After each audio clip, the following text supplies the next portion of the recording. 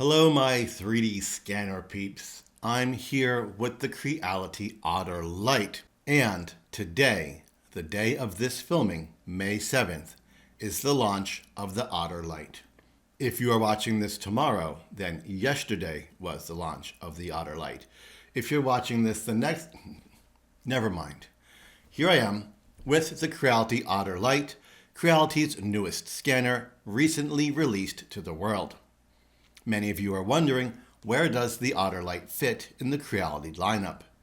The Otter line sits between the Ferret and the Raptor being a very high-end, expensive scanner, and the Ferret being an older technology, lower-cost scanner.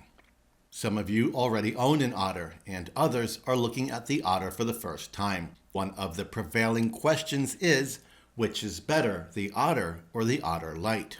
After spending some time with the Otter Lite and looking over the specifications as carefully as I can with the information available, I can determine that the Otter and Otter Lite are very similar. There are minor spec differences between the Otter and Otter Lite, none of which appear to make a big enough real use difference to warrant choosing one over the other.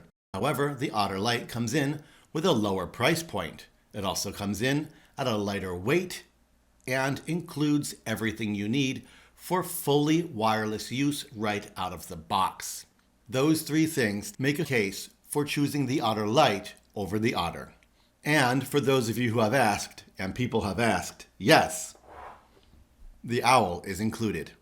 So if you are looking at the all-new Creality Otter Lite as an upgrade from the Ferret or your first 3D scanner, I think it's a fairly strong offering and something that will be welcome in your workshop. Those of you looking to upgrade from the Otter to the Otter Lite might have to take a closer look to see if that decision is worth the effort. Should you be adding the Otter Lite to your lineup, please consider using my affiliate link in the description below. That's all I've got for you today. I'm Mr. Greg, and you're on 3D Rundown.